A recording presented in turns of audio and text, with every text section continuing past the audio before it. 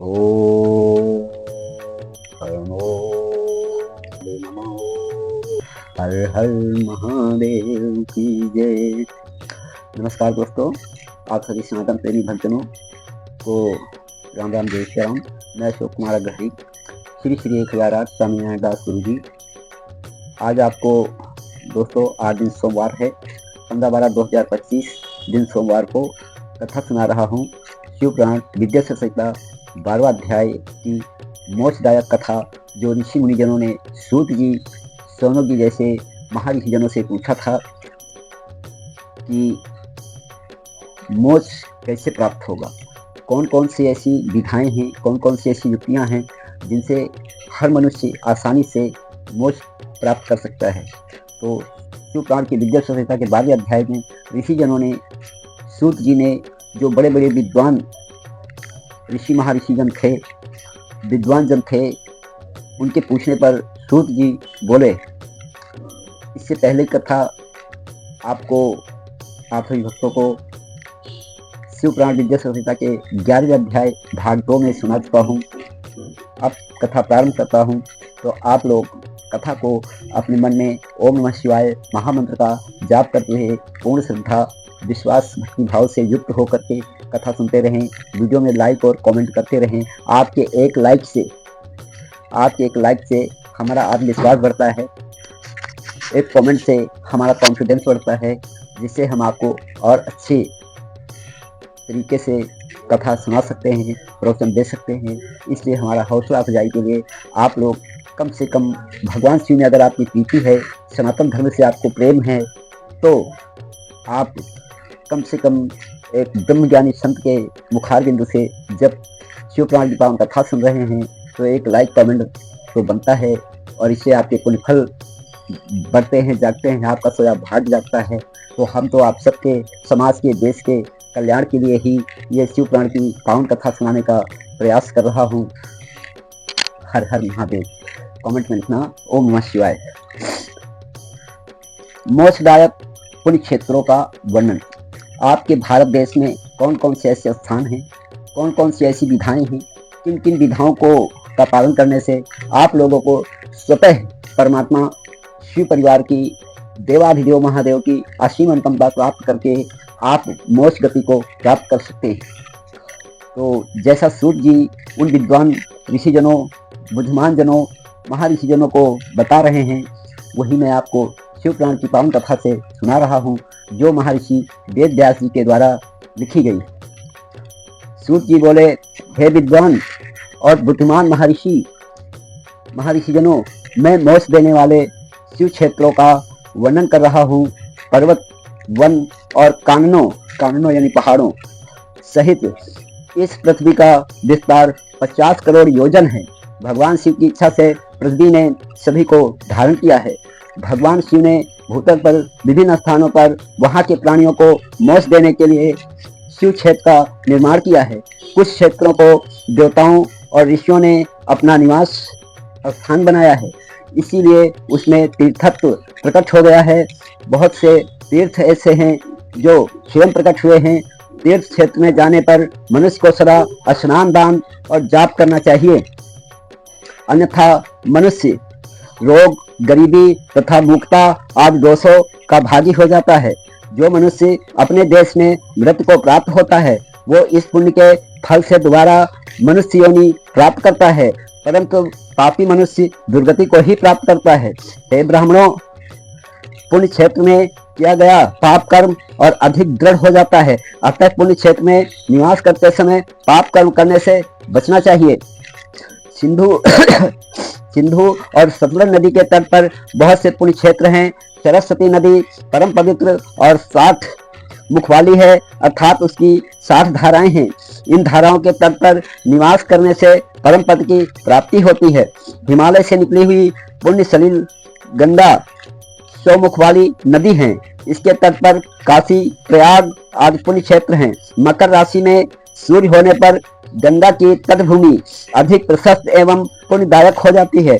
सोनभद्र नदी की 10 धाराएं हैं।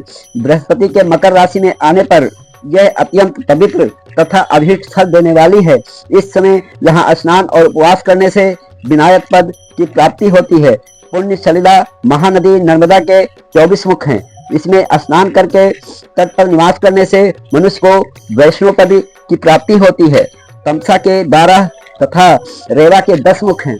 परम पुण्यमयी गोदावरी के 21 मुख हैं।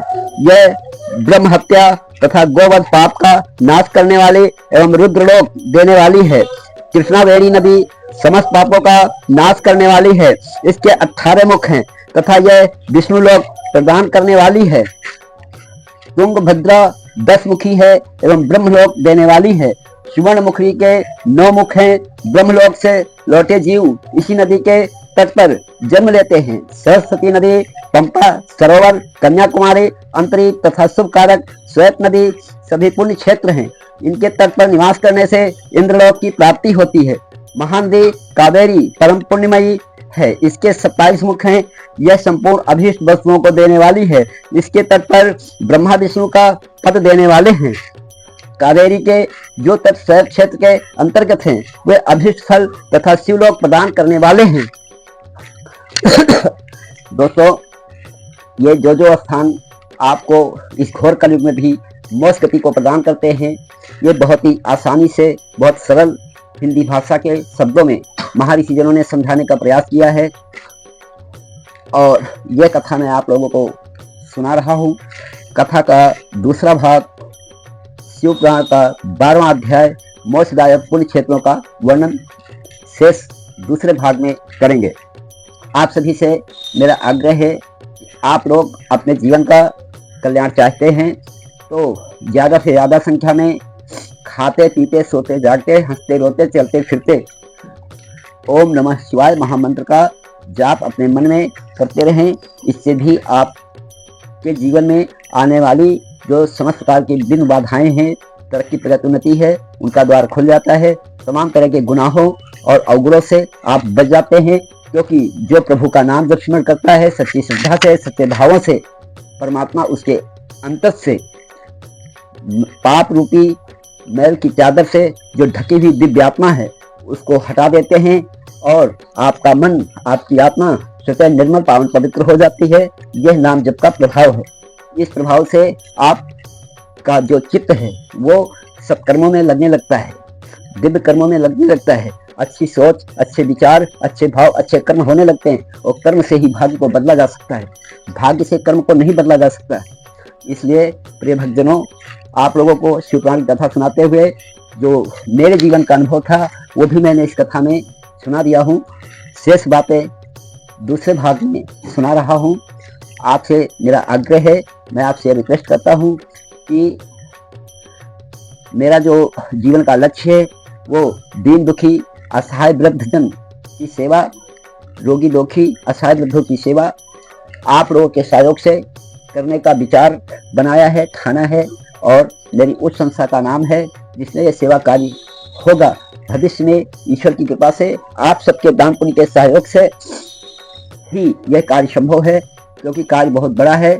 लेकिन आत्मा में, हृदय में दृढ़ निश्चय संकल्प हो तो कार्य, कोई भी ऐसा कार्य नहीं है जो नहीं हो सकता। क्योंकि जब आप सबका सहयोग मिलेगा तो आप सभी के सहयोग से असहाय वृद्ध, दीन दुखी, लूले लंगड़े, नेत्रहीन दिव्यांग जनों की सेवा से जो पुण्य फल मिलता है उस सब के भागीदार आप लोग बनेंगे। आपके भी जीवन में सुख शांति समृद्धि आएगी। यह मेरा ब्रह्म ज्ञान कहता है। तो ब्रह्म ज्ञान के आधार पे ही मैंने नर सेवा नारायण सेवा के भाव से इस संस्था की रचना कर रहा हूँ, और जिसमें कि शिव परिवार का अर्धनारीश्वर स्वरूप देव महादेव का मंदिर बन रहा है, निर्माण कार्य प्रारंभ है। आप सभी से निवेदन है कि आप सभी तन से, मन से, धन से हमारा सहयोग करें। हमारे डिस्क्रिप्शन बॉक्स में जा करके हमारे लिंक क्लिक करें और उससे हमसे संपर्क आप कर सकते हैं। और असहाय वृद्ध दीन दुखी की सेवा करना हम सभी का धर्म है, क्योंकि हम सबको परमात्मा ने जीवन में एक सुनहरा मौका दिया है। 84 लाख योनियों में जितने भी मनुष्य हैं, यह मनुष्य योनि ही सर्वश्रेष्ठ योनि है। अन्य किसी जन्म में जो परमात्मा ने रचना रची है 84 लाख योनियों की, उनमें पेड़ पौधे पशु पक्षी, जीव जंतु, सांप बिच्छी, कीड़े मकोड़े, चींटी, कीड़ी मकीड़ी, शेर, बाघ, चीता, समस्त जीव आते हैं।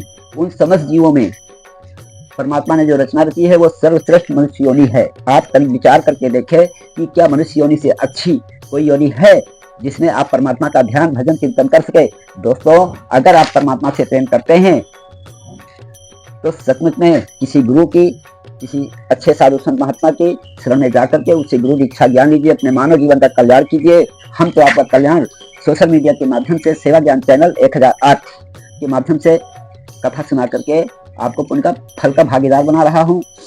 यही हमारा धर्म है, यही हमारी सेवा है। इसी के लिए हमको परमात्मा ने, हमारे गुरु ने हमको ब्रह्म ज्ञान दिया है और ब्रह्म ज्ञान से जो प्राप्त किया हूँ वो मैंने आपको सुना दिया है। आगे भी बहुत कुछ सुनाना बाकी है तो सुनाता रहूँगा। कमेंट में लिखना सेवा ज्ञान चैनल 1008 को की सदस्यता लेना।